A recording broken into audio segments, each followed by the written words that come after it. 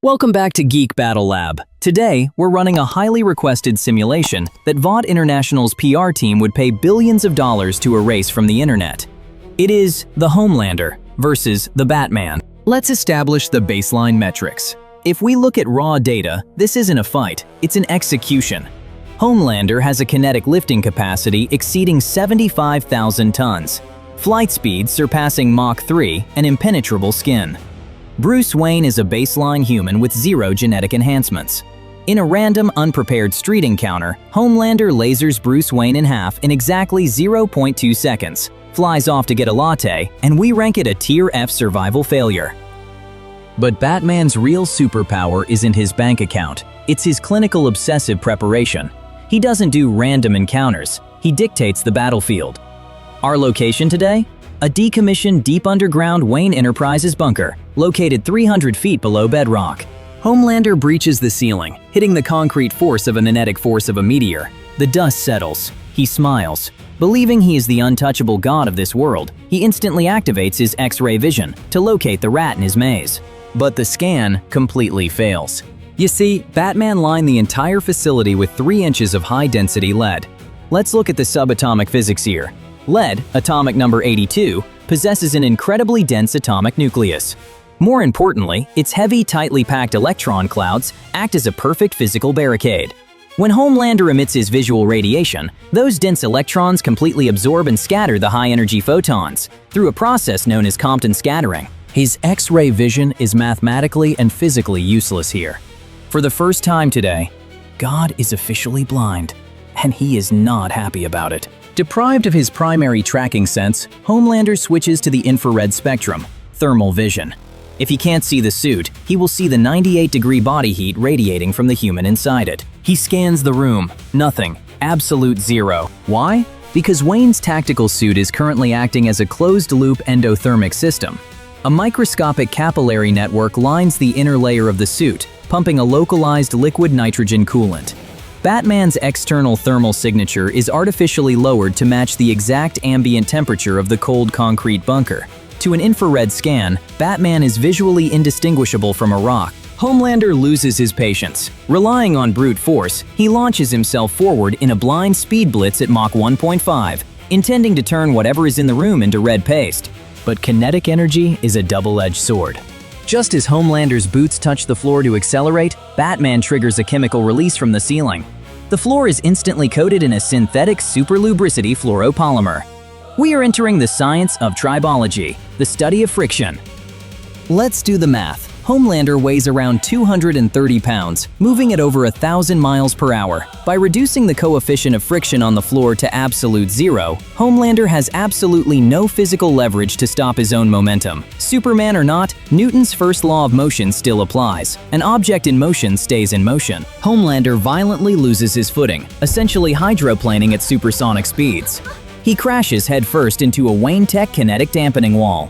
The wall is forged from impact-absorbing vibranium weave and reinforced titanium. The impact doesn't kill Homelander, but the sheer whiplash severely stuns his cerebral cortex. He is disoriented, and Batman is just getting started.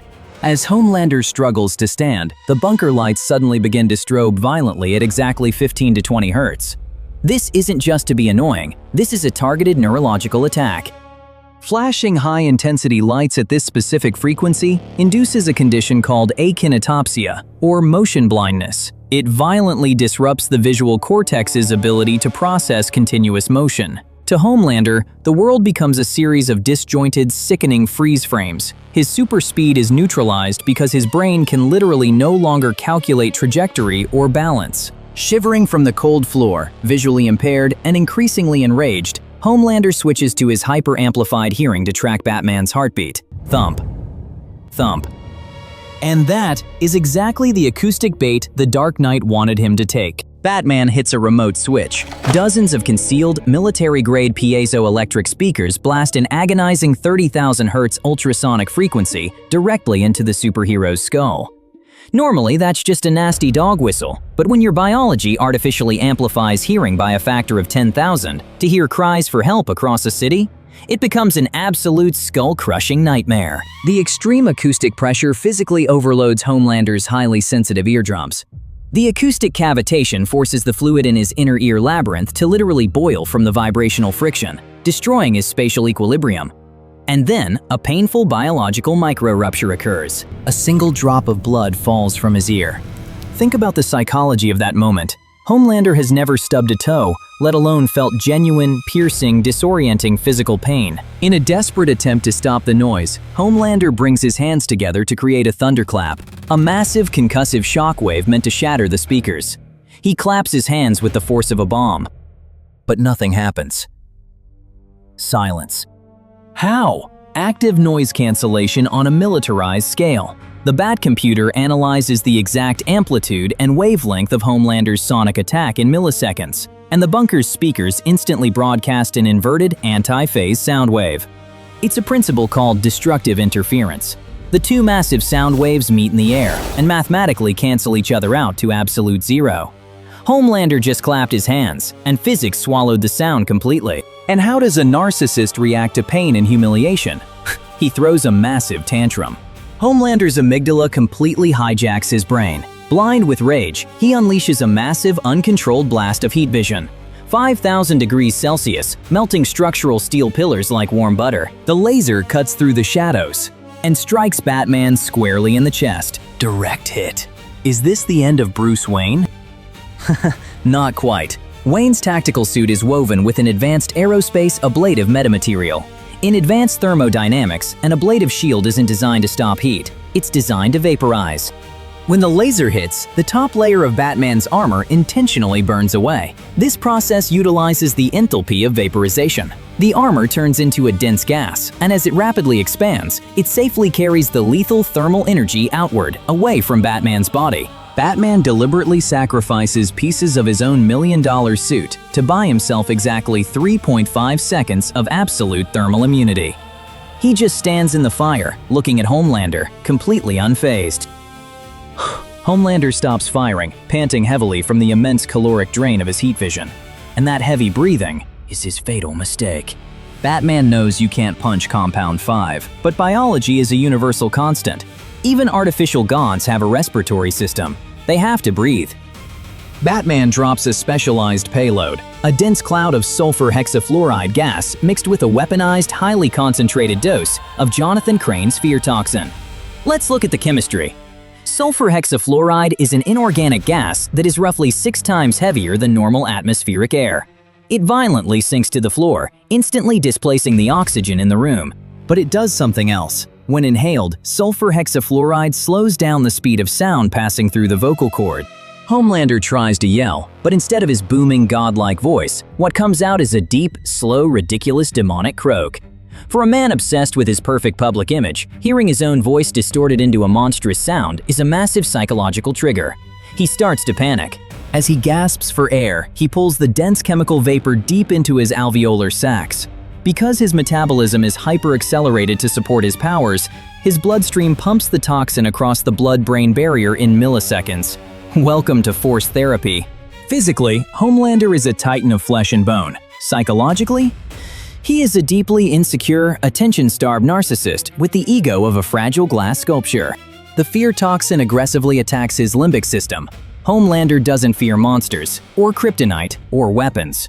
The toxin chemically forces his brain to hallucinate his only true terror: absolute powerlessness, irrelevance. The entire world, including Stan Edgar and his adoring fans, pointing and laughing at him. The crushing realization that he is a fraud. Millions of phantom voices mock him.